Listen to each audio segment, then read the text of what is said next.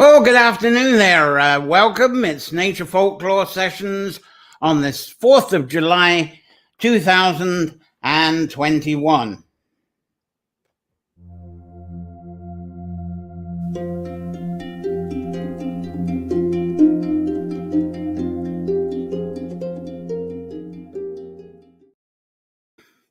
Well, thank you for joining me. July the 4th, busy time for our USA listeners, although some are up early in the morning and joining in. So thank you very much for being here. And here near where I am, there's actually a kind of a country fair, and a lot of the locals have gone to that. It was a rain forecast, but the sun's come out for a little while. There's still some rain later on, but they're going to have a great time just now. But anyway, welcome here. I'm glad you're with us. It's our weekly time of exploring nature-centered folklore, connecting this to within your favorite sanctuary space, and expressing inspired visions from your sanctuary through your poetry, writing, arts, crafts, performance, and problem solving. Now, this afternoon is our annual Create Poetry session, and what I'll be asking is what will your verse be today? And the guest today, I've got some technical issues. The mouse isn't working. So let's see if I can get some mousing going on. No, I don't think my mouse is going to do anything. Let's go for mouse number 2. And yeah, anyway, we got B. Smith. Is that B? Is one of B. Smith. I don't know what happened there, but anyway, that's B. That wasn't the picture that was supposed to be up anyway. And we also... Hi, my name is Margie Dunn, and this is my poem. I'm giving you the wrong pictures. As I say, I've got these tech issues right at the start. I only just got this sort of prepared about a few seconds ago, and one or two things are not working. So there we go. Where's B. Smith? And there's Margie Dunn in her studio there. There was Margie Dunn. There she is. Things are catching up now. And we got Jane Gilgan. Great to get some poetry from her. Long time. And Keith Cranog. He's coming on with some poetry. I'm losing stuff, aren't I? There we go.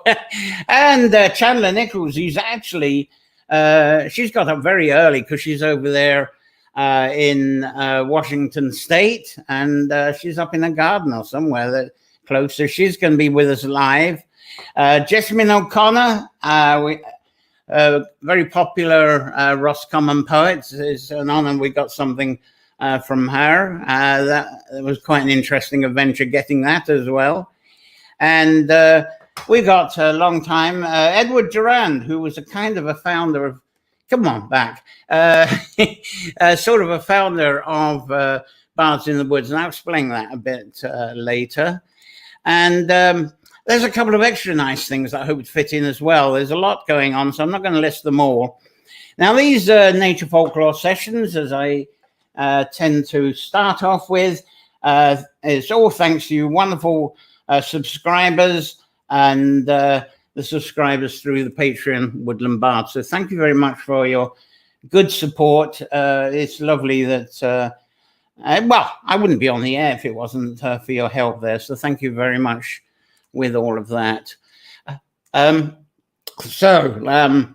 Let's see who's joined us today, because this is, I think most people will be watching later because of all the busyness. Sherry's here. A lovely good day to everyone from Maine, and great to have you here. Raining here in 57.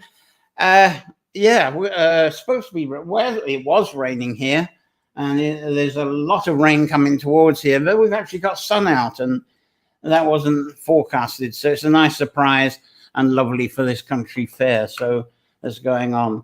So thanks very much, Sherry, for joining in with us here.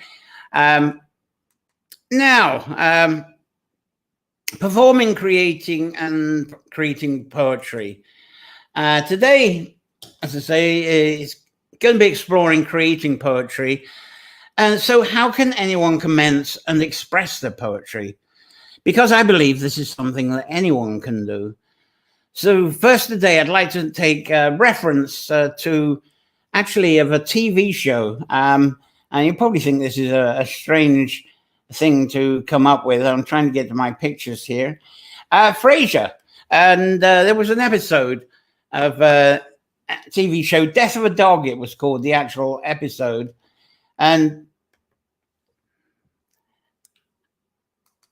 in this, so sorry, as I say, I'm very slow with the intermissions because half of the gear is not working. Fraser Crane pointed out that a dog may understand up to 400 human words. So as we speak, it understands maybe 1 or 2 words in each sentence. Now, the episode I thought was extremely funny, especially the part where the audio only revealed that the dog would actually understand. In fact, that photo's from the episode, the dog listening. So the whole episode is through the dog's ears at that point. And yeah, a dog only picking up a few words actually understands what a human is saying, don't they?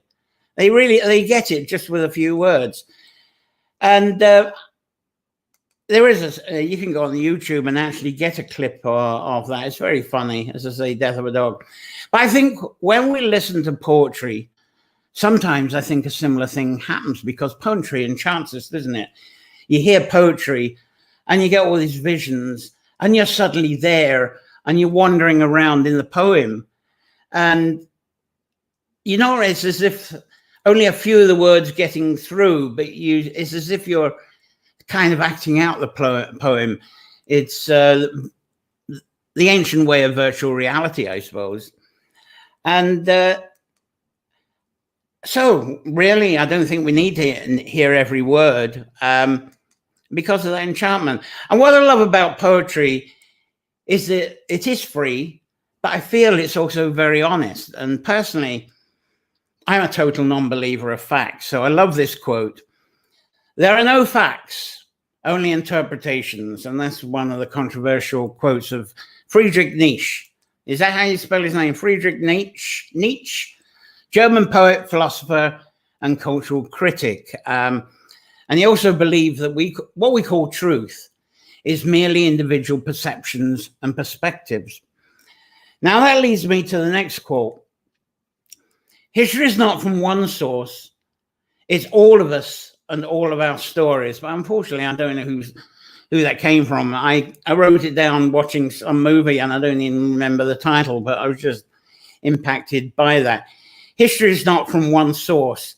It is all of us and all of our stories. And our poetry is part of those stories.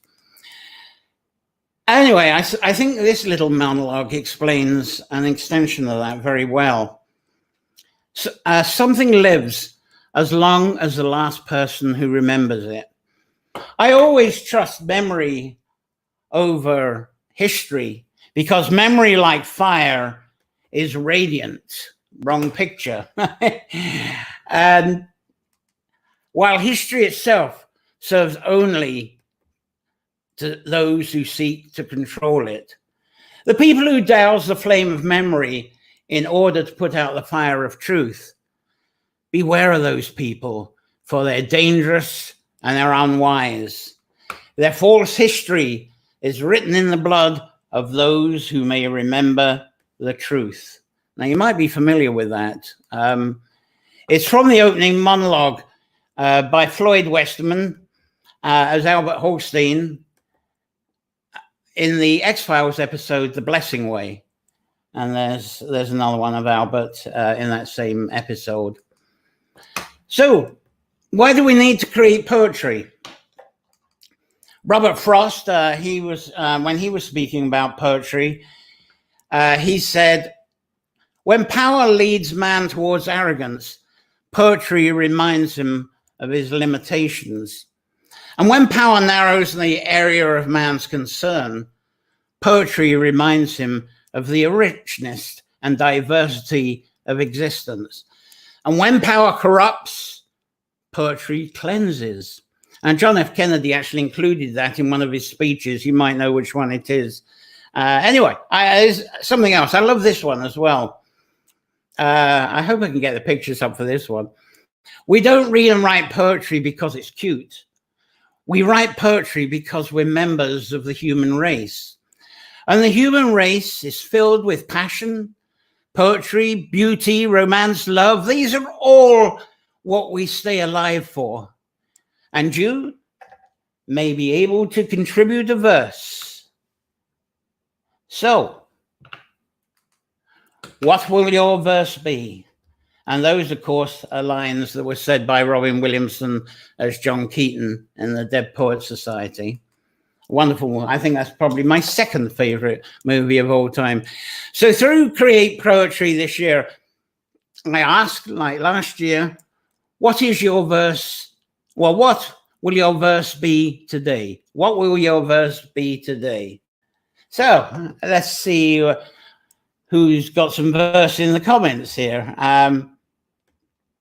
Who we got? We got Sharon May Nichols with us. Good morning. Great to be here, enjoying the series. Everyone's wide awake over in Washington State. Hello, John. It's Charlene there. So we're waking up, and that's a favorite movie of Charlene's as well. And that's not surprising. Great stuff. So we're waking up Washington State today. Wonderful. Brilliant. Right. Sorry about that. That's strange why that's not working. Okay. Now, the first guest with a verse or two today is B. Smith. And she couldn't be live with us today. She's on Family Matters. But she sent me a video. Nice, pleasant video. Well, you've seen B on here before. And she's wonderful to have live. So sorry you can't have her live today. And she apologizes. And I know that many of you love B's poetry work. So I've just got to find out where her poetry work is. I think I've got it. And, well, do I need to say more about B. Smith? Sojourning Smith is her website. You might be familiar with it. There you go. That's it. Just in case you haven't got that, that's where you can get hold of her. She writes a hell of a lot of poetry, and it just gets better and better as you familiar with it know that she's really developed a craft incredibly over the years. So without further ado, here we go with B. I'll get that off for a moment. B it is. Hello everyone, it's B. Smith here, and John asked me to contribute a poem for today. Unfortunately, I can't be with you, so I am going to read you a poem that is actually inspired by an event at Carracrory Cottage. It happened at Samhain in November 2019 when we had the labyrinth lit up with lanterns. And this is the poem inspired by that event. It's called Labyrinth. Surrender to amazement. Be found in the lantern-lit labyrinth, surrounded by velvet darkness. Above, a cloud-scudded sky is blanched by a pregnant moon. Remember, once again, you may find who you truly are. Bewilderment may find you a miracle so fervently beseeched it was forgotten. You may breach the maze in your mind in the night's blooming darkness, its welcome silence, in the scrying for your future, reading the embers in the need fire. Have a wonderful Sunday session. Sorry I can't be with you. Well, that was lovely. There's B for you. Absolutely terrific. And what an honor that was. Let's see.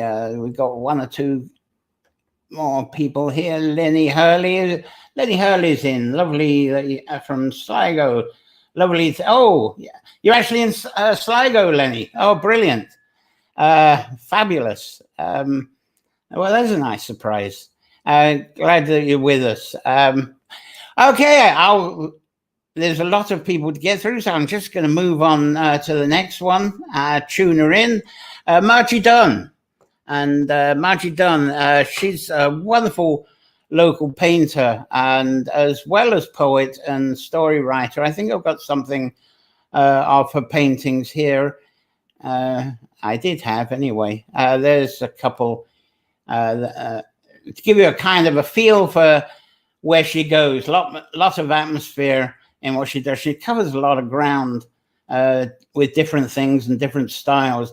Tremendous when she's in exhibition. But anyway, she's given us a very short poem. And she was a supporter of Bards in the Woods when we hosted those. So I'm delighted to include them with Bards in the Woods quite a bit. So it was something we did from 2012 to 2018, 6 years of it. And started off when the government was trying to sell off the public woodlands. And it wasn't surprising because in 2012, last thing anybody thought of doing was going for a walk in the woods. So it felt like as if it was, if you don't use it, you'll lose it.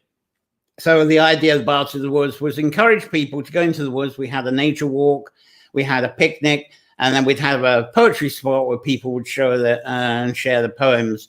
So we're doing that sort of online, but we haven't got the trees and the picnic and all the other stuff at the moment. So B was in it, and certainly Margie was very much a huge Bards in the Woods supporter. So it's great to include her. So here we have Margie, and I think she introduces this here. Hi, my name is Margie Dunn, and this is my poem from the Moyler Writers 2019.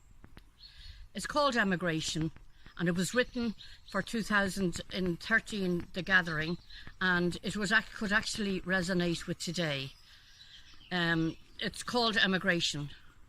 Shattered shops, faded posters, empty streets with echoes of the past, grey empty buildings with their memories of life and times of a time long lost.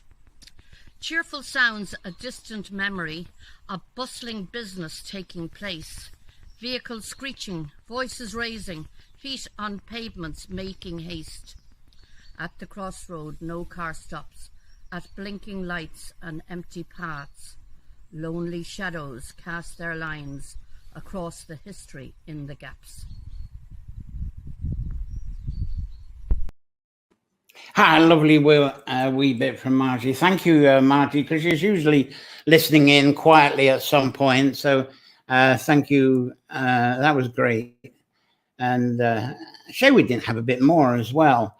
And now we've got Dame Anne-Marie here. Hi, from rainy Sligo. You've got yourself to Sligo. Oh, fantastic. Dame Anne-Marie is actually another Bards in the Woods person.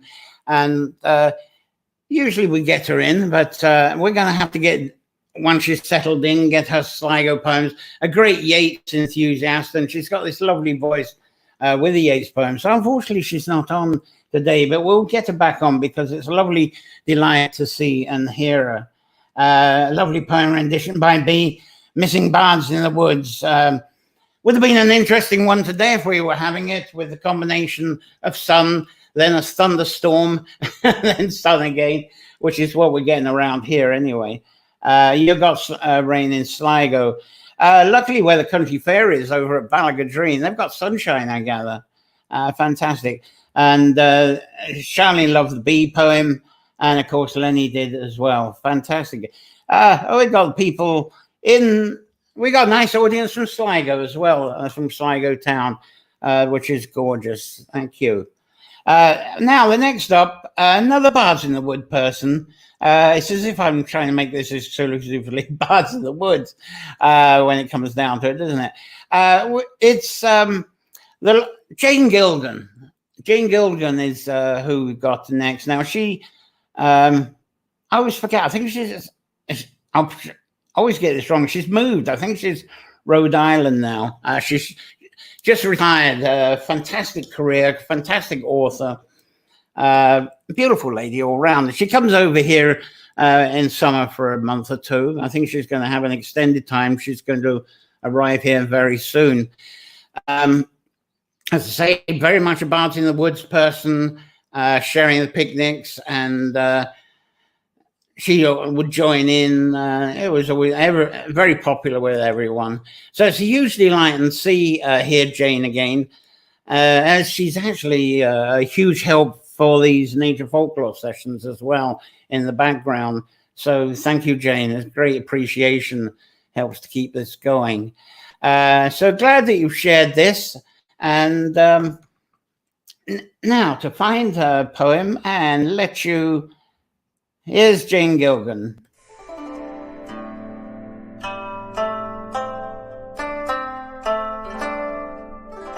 Well, hello everybody. Here I am in Newport, Rhode Island, USA, and I'm certainly connected to John and all of the wonderful things he does.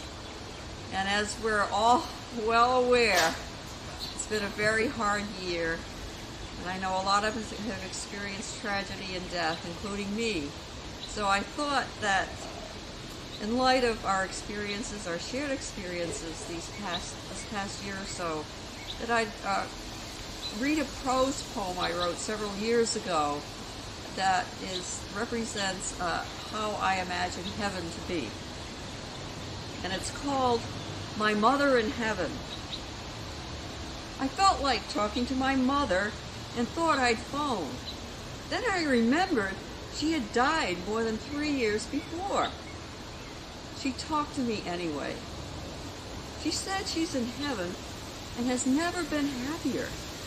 My father is with her. He no longer has false teeth, and sad memories no longer haunt him. He's at peace. My mother is surrounded by flowers. She tends to them every day. It's warm.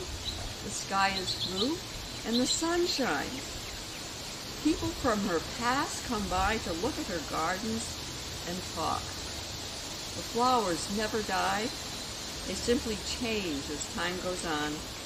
She thinks they transform themselves according to what she wants from them, but she's not sure. All mysteries are not solved in heaven. Her gardens are like the gardens she grew in the Peacedale Rotary for decades, across from her house, where she doesn't actually live anymore. She couldn't tell me where she lives, but wherever it is, she enjoys herself. Even the liquor store is there on the Rotary, and the donut shop. The liquor is free and does not make you drunk. The donuts are free and do not make you fat. No one has to go to the bathroom.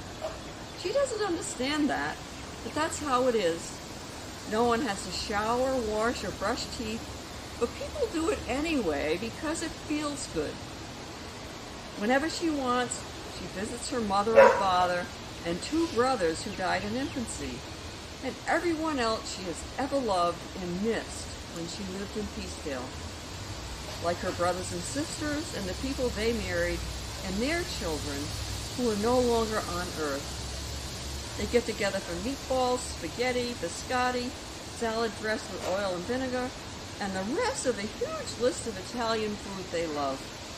It's great not to feel full and eat what you want, and it tastes so good. No worries about cholesterol in heaven. Heaven is living all your happy memories and hopes.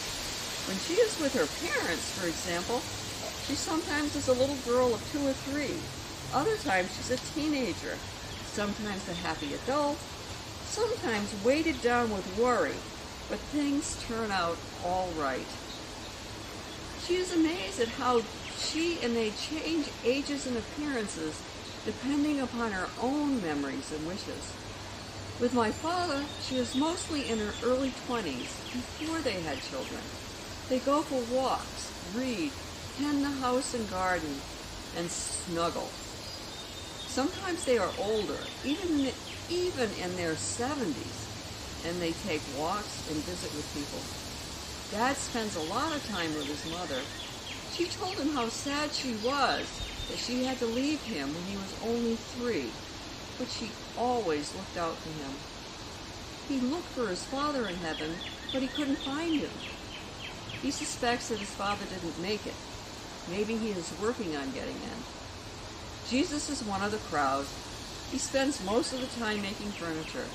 Right now he's making a rocking chair. This furniture is everywhere in heaven. He always has a project. He doesn't have to preach or lead anymore because everyone in heaven gets it. Mom said she is glad I think of her. She thinks of me all the time. She wants us to be together again, but only when the time comes. She understands there are things I want to do on earth. Here's to my mother, who I hope is in this kind of heaven. I agree. And of course, the other thing I didn't point out is that Jane really loves making videos and has a passion for it. And I just love the way she puts videos together. And she's put together things when we've done Bards in the Woods. And I've got sort of my usual snapshot video, and she's come out with something really professional. Look up the one we did when we went off to the Lake Isle of Innisfree. Absolutely gorgeous, that one. I'll have to put that up sometime and use that for something. Now, excuse me. Now we got this interesting man I can't pronounce, from Kildare, Alan from Kildare, Chung-Wan. He's been joining us for the last few weeks. So good. Thank you for coming on board and watching this. He says he was looking forward to this earlier, so that's lovely. And Charlene, great poem. So I think, no, Charlene, you haven't been here, I think, when Jane was here, but some of you will remember her from being here, and maybe Anne-Marie does. Lovely. Anyway, the next one is another, funnily enough, another Bards in the Woods person. I think you think I'm going to put Bards in the Woods people on, but we got one or two others coming up. Keith Crannog. And I forgot to set up Keith, which is very embarrassing because some of these poems, most of them I managed to set up in the cloud, but this one's actually on the computer and I forgot to put it up for you. But it'll only take a second or two. But as I say, he was a Bards in the Woods participant. And Keith is a nomad. He's constantly moving around Ireland and the UK. He has a truck and a very self-sufficient caravan that's solar-powered, what do you call a trailer in the USA. And unfortunately, he's not being with us live today. But I put together a compendium. He actually sent me a lovely video where he decided on video, instead of his own poems, he's taken items from a book from one of his nieces that he's very proud of. So I thought it was unfair that there was some of his poems weren't there. So what I've done, I put together my own one where I've kind of taken the poem that, taken the video that Keith sent me, and I've sandwiched it between two videos of him in Bards in the Woods. So you'll get a sort of a threesome with him, two bards, one of the Bards in the Woods, what he sent, and another Bards in the Woods at the end. Because his own poetry is very whimsy, and the shorts, the first one was filmed at a cork cairn in County Cavan. Oh, it's a kind of a forest park. I can't remember its name. It's quite massive, but there's a couple of cork cairns in this forest park, and it's a great place to share the poems. And then at the end, there's a yew, and Charlene would be familiar with this one. It's in Hazelwood. So when we had the Bards in the Woods in Hazelwood, we would gather around the yew. In fact, the logo for the show today was people on the yew sharing their poems. So we have Keith by the yew on this one. It's actually in winter. So I'm going to line up Keith here. It'll only take me a few seconds to get it off the old computer here. As I say, I haven't got it on the cloud, so I haven't set it up. But that's right. And now we're going to go for the Keith. I'm going to get it. It should start straight away. And I shouldn't have any problem finding it. So he says, yeah, this is it. Here we go. Keith Crannog. Woodland Wonder that I wrote for the millennium, called The Wily Oak. As I passed by an old oak tree, he asked if he could visit me. I thought, how galled he's going to be if I should offer acorn tea. One day next spring, say Twiglet Day. Oh yes, said he, then we can play that game we played the other day. The one where we just stand and sway. Top limbs held high, trunk firm as glue. You'll win, I said. You always do. Hello, John. Thank you for the opportunity to say a little bit here. About 10 years ago, my niece Chloe published a book called One for Sorrow, a book of old-fashioned lore. Reading from the back, it says, "One swallow doesn't make a summer," comes from the classical Greek by way of the Dutch humanist Erasmus in the 15th century. "March comes in like a lion and goes out like a lamb," first appeared in 1625 in a play by John Fletcher.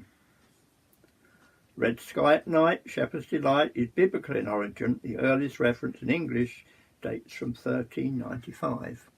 Now, I'm going to read just small snippets, 3 small snippets from the book of largely familiar sayings, I think, to a lot of us. Right. "Ladybird, ladybird, fly away home." This traditional rhyme dates back to 1744 when it was published in an anthology of nursery rhymes. Numerous versions exist, the most well known in the UK being, "Ladybird, ladybird, fly away home, your house is on fire.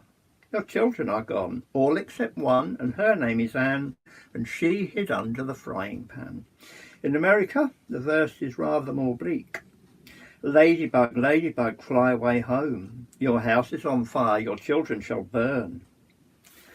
Legend has it that during a plague of plant-destroying insects in the Middle Ages, desperate farmers prayed to the Virgin Mary for help, and their prayers were answered by a swarm of ladybirds, which preserved the crop by eating all the invaders.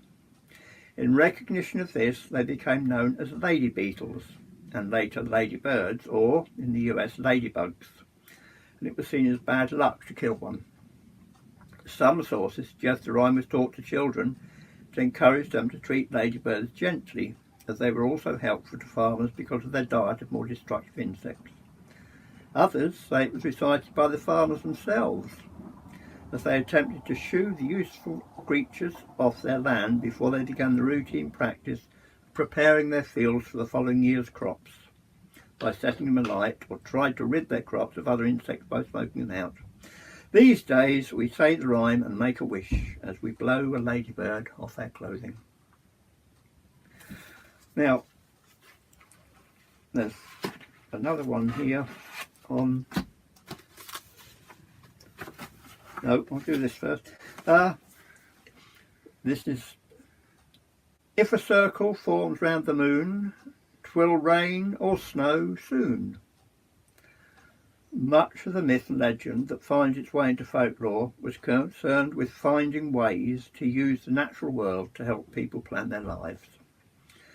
The moon features in many old sayings because, without understanding why, medieval man recognised that it had some influence on what happened on Earth. According to folklore, the waxing and waning of the moon causes a monthly increase and lessening of Earth's water content, with the time of greatest moisture occurring when the moon is full. The different phases of the moon were thought to be influential in whether crops would thrive or fail. A full moon was favoured for harvesting moisture-rich crops, while plants with root vegetables were planted when farmers could see the dark side of the moon.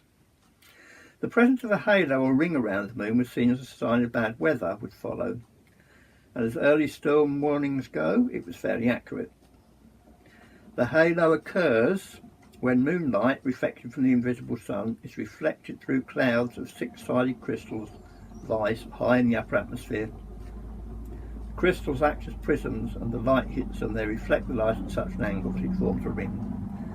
The clouds of frozen water droplets, known as cirrostratus cloud, often precede an approaching warm front, and the air of low pressure accompany it, conditions which result in rain, or if the temperature is cold enough, snow. Sorry about the mumbling. So just the one more for this time. Ash before oak, one we probably are all familiar with. Ash before oak, the summer is all soak. Oak before ash, the summer is but a splash. In their quest to predict what kind of fortunes they could expect in the year ahead, country folk turned to the trees for signs of how much rain the summer would bring. Oak trees feature frequently in folklore as they were important to the Greeks, Romans, Celts and Teutonic tribes. The gods these civilizations worshipped, who had power over the fertility of the land and determined how much rain would fall, all held the oak tree as sacred, as do I, which conferred on the tree a respect that was passed down through generations of country dwellers.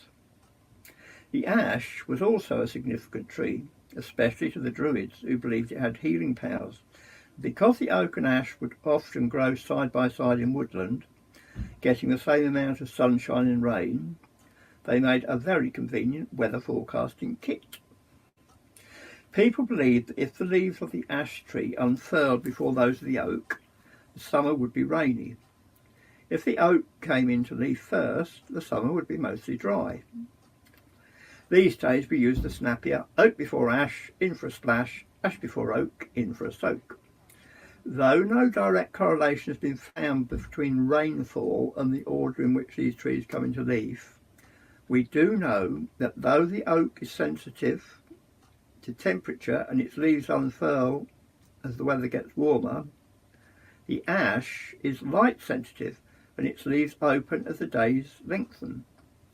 In the last 10 years of global warming has produced warmer and warmer springs, and the oak has beaten the ash in 7 out of 10 years. There, that's just a little taster of the book, which I'm not sure that it's still in print. I should have looked that up before I started, shouldn't I? Anyway, thank you for that, and I'll end this now and talk to you another day. It's called Rising Sap. It's time to check my mistletoe. I should have done it buds ago. I've been so busy latterly, it's dawn till dusk if you and me. My name, you see, is Plain Old Tree. Late winter now, so much to do. With buds and blossoms, birds' nests too, we open soon above the ground. A show to make, so all around may pleasure in what they might see. It's good to be a plain old tree. Written in very good. February 2000. So that was our Kith there, Kith Cranogue, and with some folklore and sandwiched in the middle of 2 of his poems there. And how is it with your trees? Certainly the oak was very early out here, and the ash leaves were very late. And it has, though colder, it has been dry here. So, of course, you people there that kindly joining us from Washington State. Dry is not a very pretty word at the moment.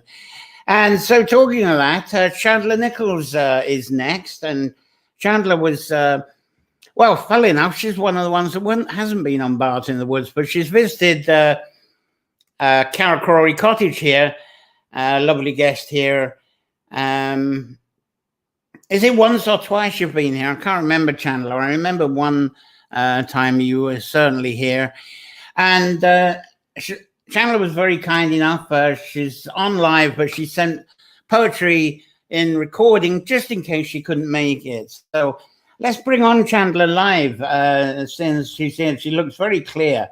And I'll get my headphones. Hello there, Chandler. How you doing? I'm going to get you onto a bigger stream, I think. Let's see if we can get hold of it. Yeah, you can.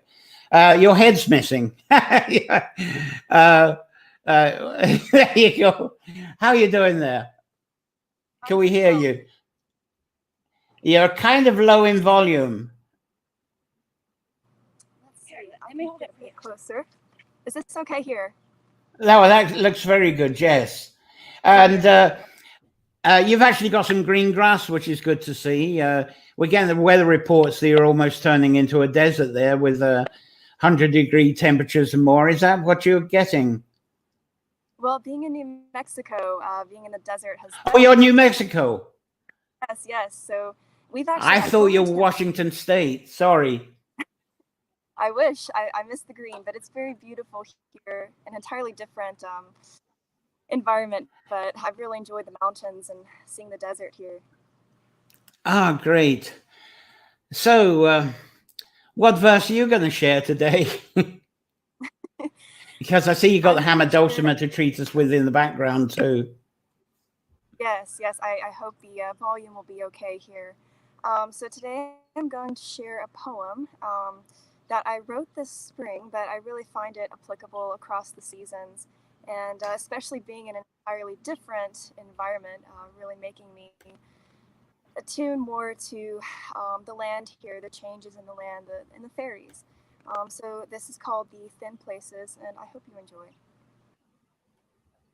What could this be but the land of the fairies, with flowers growing in the trees like garland, wavering in the setting sun, golden-haired as the flaming one. All around, all of nature is singing.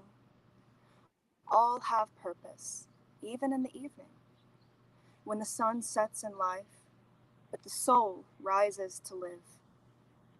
Man may cut the dead tree, or even the living tree, but its rotting bark houses the insects that feed the birds, that feed the badger and the fox, that feed the deer and the mice, that feed the soul.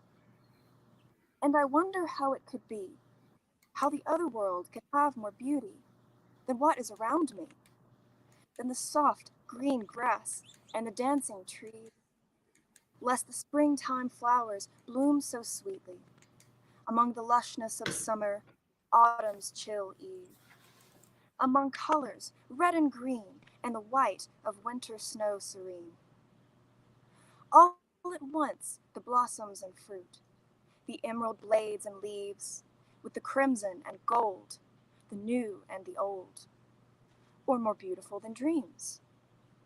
And yet I dream of those ancient oaks, with winding branches and mossen coats, roots cradling ancient stones, tucked away in a forest old, and bonfires and shadows dance in the air, the ancient drums speak there, to a music sweeter than any I hear. And I wonder, what could this be but the land of the fairies? So that was my poem. I hope you enjoyed it. Lovely. And to go with my poem on the theme of fairies, since in the changing seasons, it's fun to see how they change with them. I thought to also share a tune I'm sure many of you are familiar with, called King of the Fairies, on my hammered dulcimer. And the sun is starting to come out here, so I apologize if the video is a bit bright. But anyways, we'll see how it's very good. It's looking good. Okay, brilliant. Let me know if the sound quality is not there. I can turn it for you.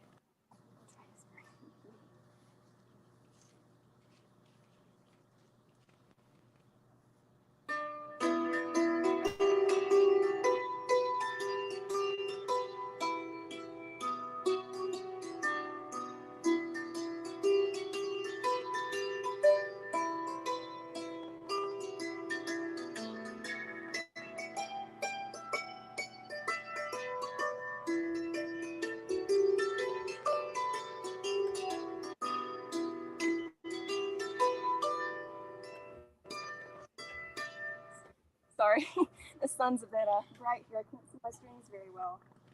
Let's see here. Try that again. Sorry about that. I'm also turning your mic up. There you go.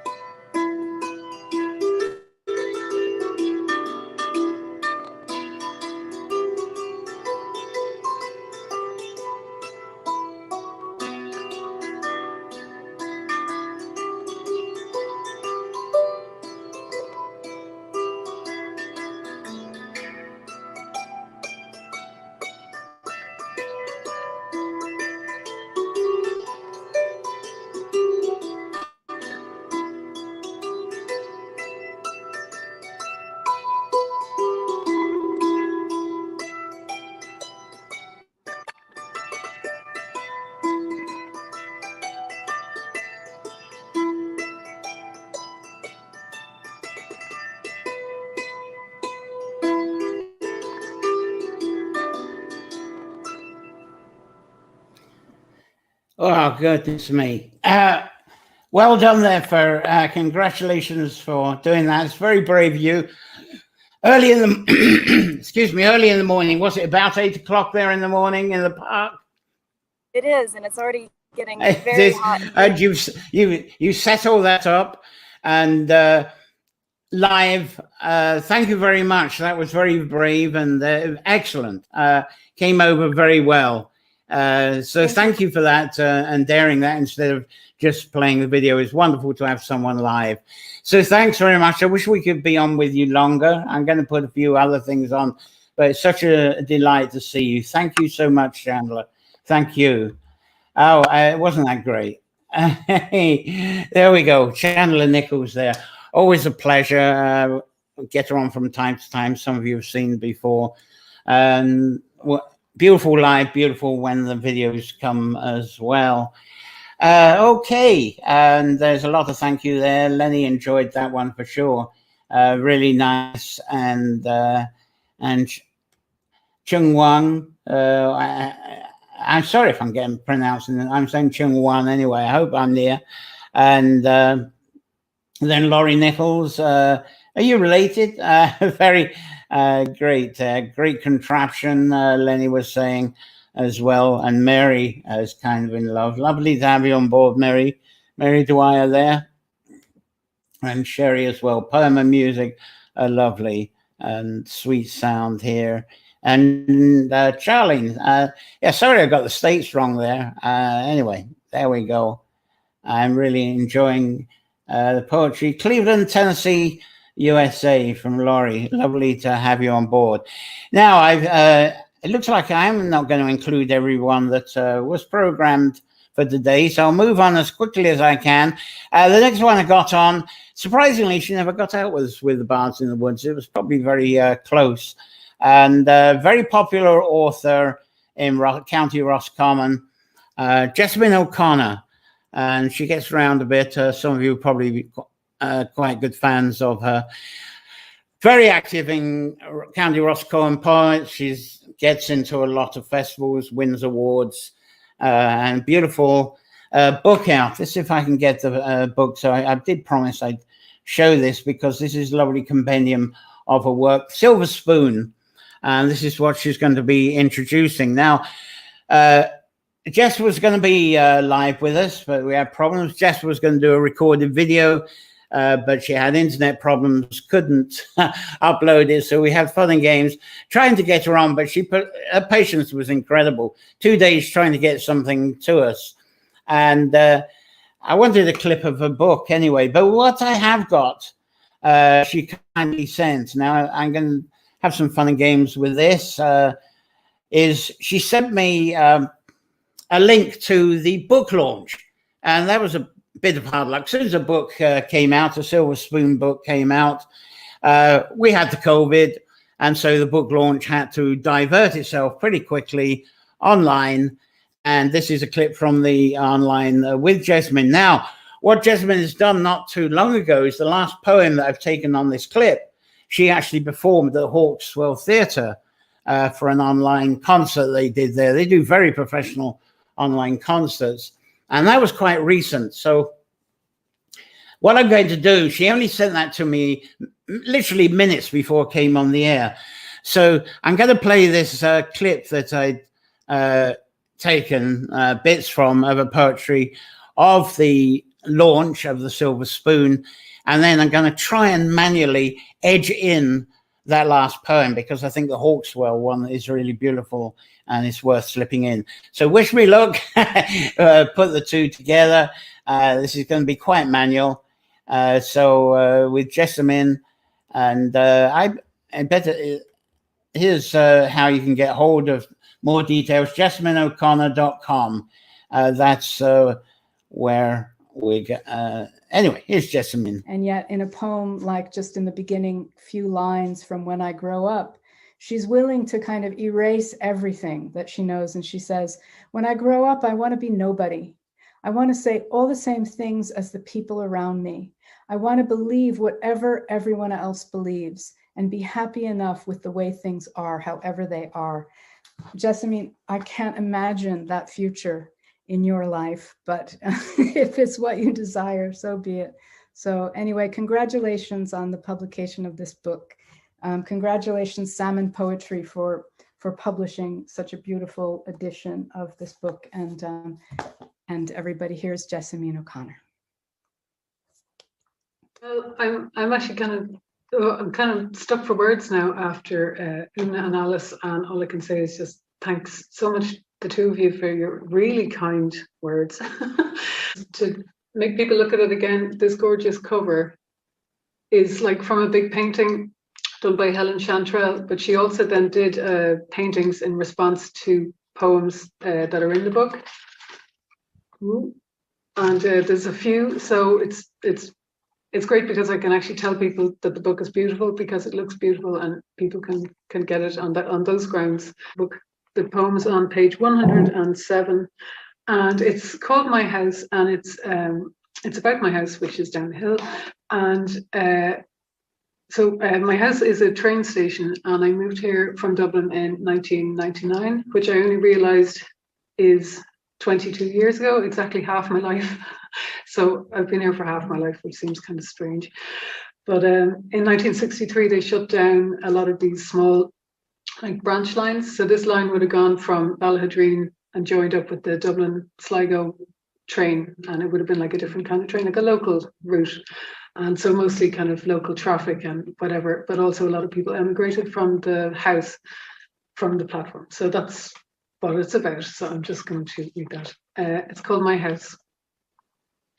This was the last look at the land, here where they stood in the wind and waited, looking down the bog, impatient for a plume of steam, blooming along the narrow gauge track, for the doors to open and shut them in, on the way to the junction with the big city line. They say they'll be back, and don't know yet, it's a lie.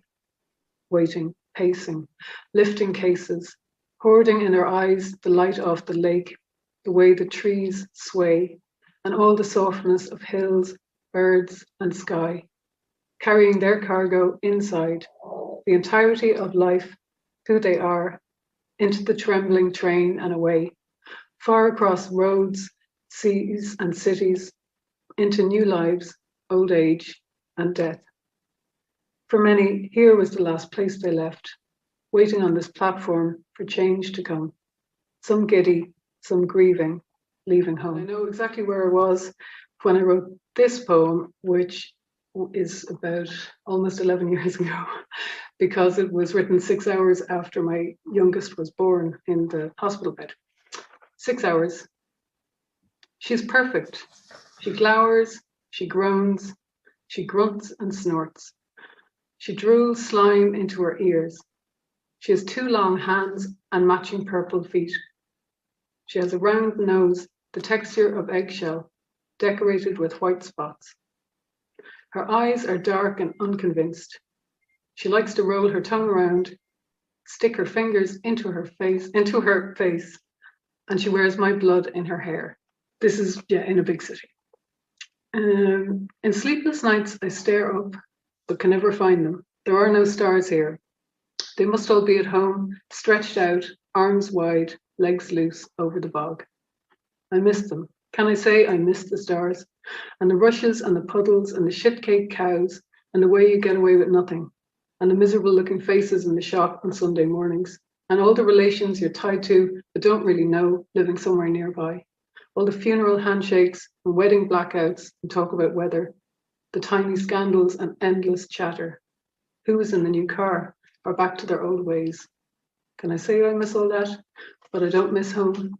Can I say I miss the stars? Poem, which is in the voice of the island and what she would say, speaking to people coming here for refuge.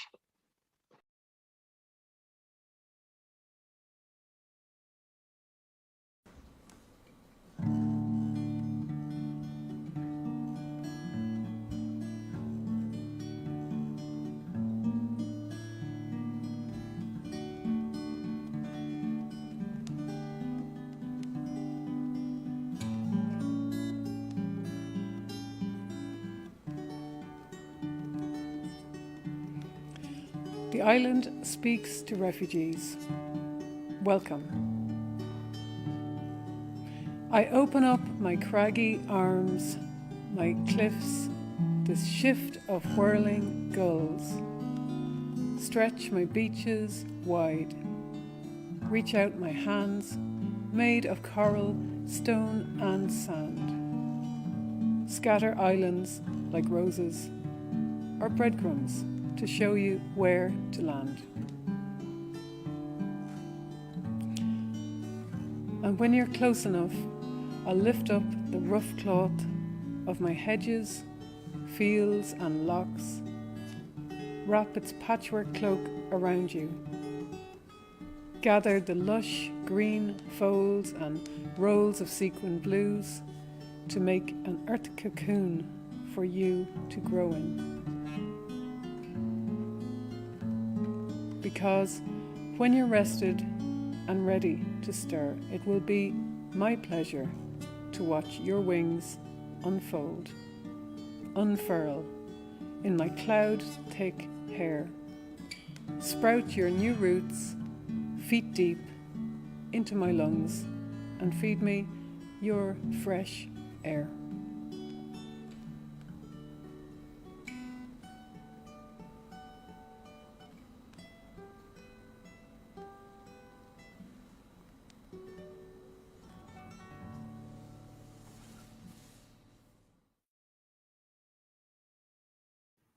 Well, thank you, Jessamine. I'm glad we got Jessamine on in the end. I noticed. I hope it went through okay, because I noticed my signal went down through that. It seems to be back up now. So that was fabulous.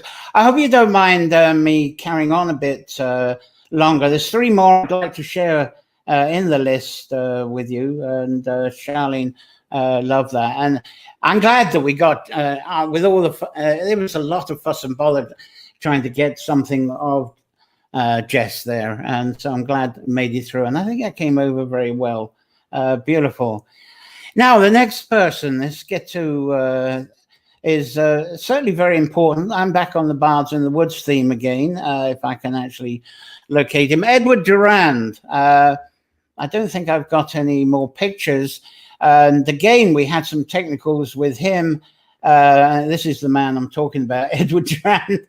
And at the time that I was starting up Bards in the Woods, 2012, I think he started up the same weekend, and what he called his was Poetry Walks in the Forests. And he was in Sligo. I think I was kicking off. I'm not sure where I was kicking off, Derravunny, or it might have been the Lockheed Park here, somewhere in Roscommon anyway. And so we were starting out the same weekend, and I think it was in March 2012. But we did kind of swap over events as well. So I was sifting through some of the clips that Ed was suggested. Unfortunately, there was noises, there was traffic, there was roadworks, there was all sorts. So we only got a wee clip from Edward this time, and he writes a lot of poetry. He's got various books out. He hasn't got a website anymore, strangely. And he's got a couple of books of poems released, so you can look on the Google for him. And unfortunately, this video clip doesn't actually feature him. He's up there in Deer Park, that's east of Sligo, and there's a big cork hen there, which surprisingly doesn't feature in this poem. Anyway, just a few seconds from Edward Durand. The palaces of nature. The blades of grass glisten in the sunlight and dance with the freshening breeze, reaching out to embrace the sun, kissed by its loving warmth, and a glimmer of blue hope stretches across the sky. The rains have already nourished and cleansed, dancing their blessings on the welcoming earth. The sun now shines in majesty, and the earth reflects its light and glory. This is that magic land of myth. Not all paradises were paved. The kingdom of light reigns in the palaces of nature. Short, but very sweet. And I don't know if you noticed, there was that sort of cloudy mound in the distance there. That's the Caish Coran that's behind here. And at that point where he was standing, and when you're actually at the court cairn, you can see most of the mythological megalithic site points around County Sligo. As you saw, that view is pretty wide. I'm not quite sure how far it is. It's probably 50 miles, 40 or 50 miles anyway. So it's quite a significant place. Now, before we go on to actually a little bit of a change of mood, very nice at the Deer Park. You've been there a few times, haven't you, Charlene? And Sharon May Nicol, beautiful poetry. Thank you. As I say now, I'm taking a chance with this next one. I wondered whether to include it today. I was going to feature it on various forestry editions that we have when we have Us and Trees, and also any of the sort of tree folklore ones that we've done. And after I suppose this poetry has been beautiful. It's been quite serious stuff, isn't it? But absolutely beautiful, lovely with the guest. Now, I think with this one, as I say, you might have seen this one. Some of you will roar with laughter, some will cheer, and I apologize if any of you are offended. But with so respect to this, this is actually a tamer version than the original. It's a wonderful tree parody, and it's Brenda Larkin and the Wild Geese. I'm not going to say any more. It's their rap poem called Any Oaks. I trust you'll enjoy it in some way.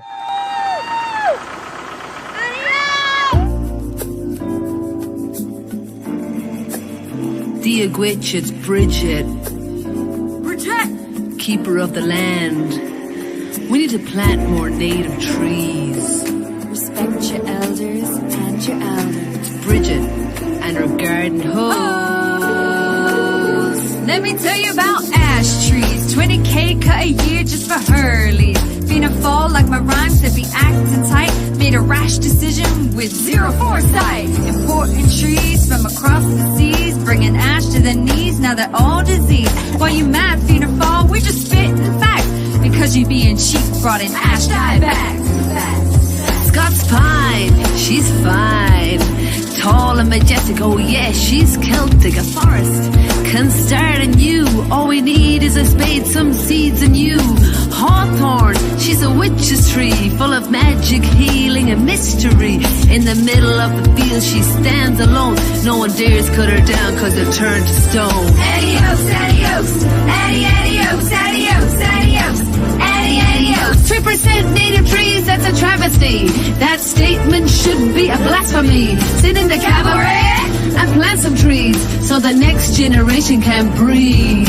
Willow, can you go? 3%. Willow, can you go? 3%. Now the IFA won't let me be me, so let me say. They try to shut me down while planting trees, but the world is empty without the trees. What's up, Quill Child? We're sick of ya planting non-native trees like Sitka. Tons of glyphosate killing good bacteria. You're not fungi, you're diphtheria. Blackthorn, the mother of the woods, dropping thorns and spikes to protect her goods. Are you slow? Her berries flavor your gin. Think of that next time you be drinking. Her branch, her sap, she's pussy or she's crack. She's willow, use me for biomass. Compass me like an alder tree. Why not plant trees? I asked the women. Let's plant trees. And the women said, well, we would plant trees, but we don't know how. And that started the whole story of let's learn how to plant. And we called the foresters because to plant a tree, you need a diploma. I said, well, I don't think you need a diploma to plant a tree. Birch, it's cold in here. There must be CO2 in the atmosphere. Are you nuts? Plant hazel. She's edible and incredible. Moo, beach, get out the way. Get out the way, beach, get out the way. For your bush. It's coarse, of course. For your bush. It's coarse, of course. Any oaks, any oaks. Any oaks, any oaks, any oaks. Any oaks. 3% native trees, that's a travesty. That statement should be a blasphemy. Sit in the cabaret and plant some trees so the next generation can breathe. Willow, can you go 2%? Willow, can you go 2%? You can find me in the burn. Annie Oaks, hey, Annie Oaks, hey, Annie Oaks, Annie Oaks, Annie Oaks, Annie Oaks, Annie Oaks, Annie Oaks, Annie Oaks. You average is way more than that.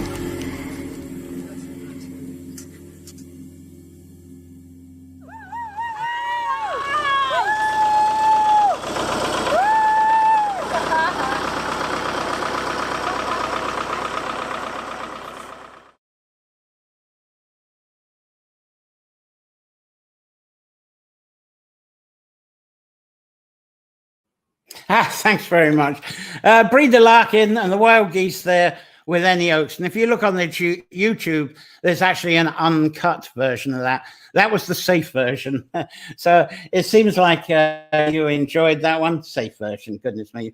How square can I get? Lenny enjoyed it. Gaz, Charlene enjoyed that. Love the way getting the message out. It certainly does. And very well worded, isn't it? It's fabulous there. All right, I see I'm on overtime. As I say, Breed and Larkin there. That was Annie Oaks. And now I'm going to go back into the Serene. I think this is the last guest that I can put on today as we are running to the overtime. Oh, right. If we can get to the last guest, there we go, because this is a vital one. There we go. Let's try and get to him. Right now, I actually made a complete mess of this one last year, and so I was dying to come back and do this. The beauty of poetry, it doesn't need to be words, and often when people are inspired, they find it hard to find the words to express, don't they? Because the moments that we're tapping into, perhaps the way we respond is a language that hasn't been invented. It's something we can't scribe down very easily.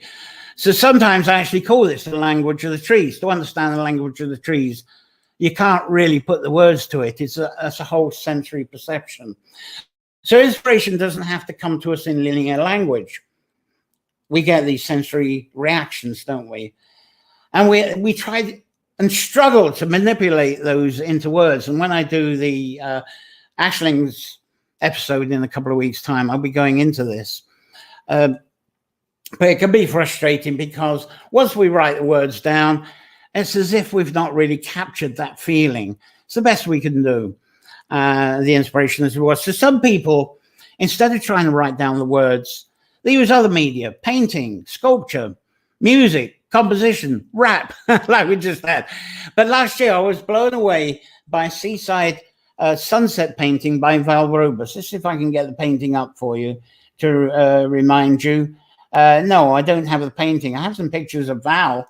There's her, looks like she's going up to the Caves of Cache there. And there's her in kind of a seaside time. And I wrote a wee poem when I saw the picture. You'll actually see it in the video anyway. I didn't bring it up onto the collection there, which is a shame. But I wrote the poem as soon as I saw this dramatic sunset painting that she'd done. And I feature it in the video quite a few times. And Claire Roach was going to come on live and kind of improvise around it as I spoke the poem. So I was going to have the picture up, speak the poem, and it was all going to be live.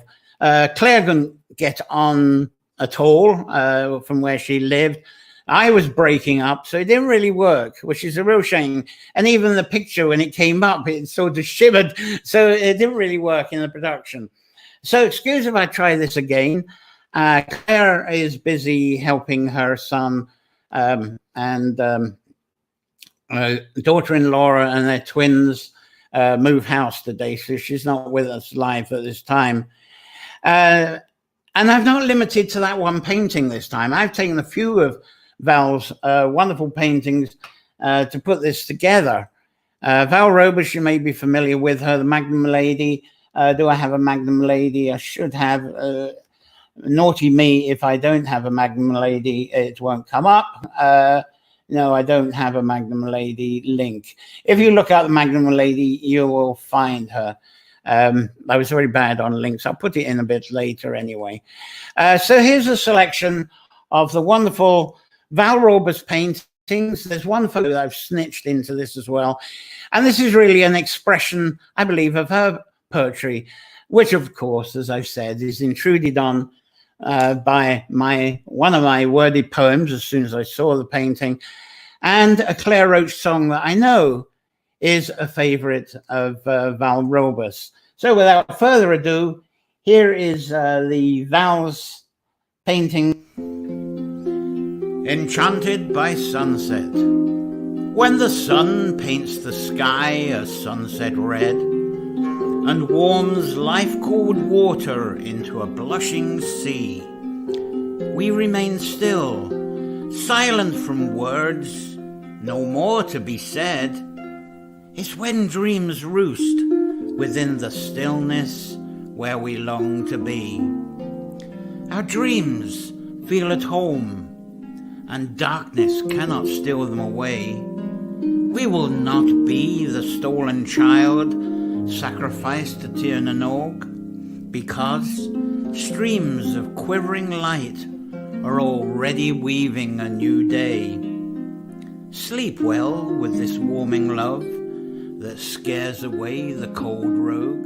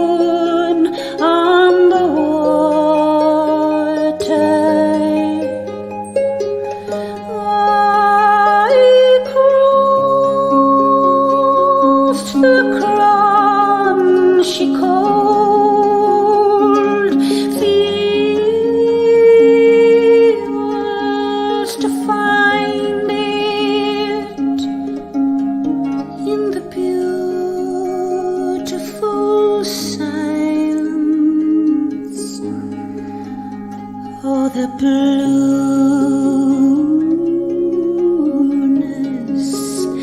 and the pearls of stars, and everywhere lightened to a misty half light.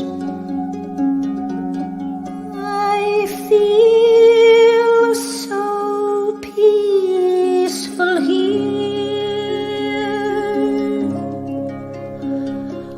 All so quiet.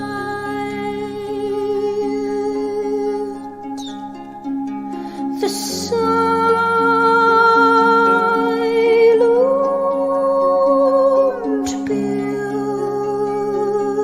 beauty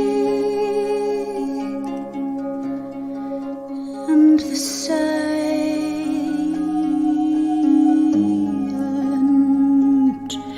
peace.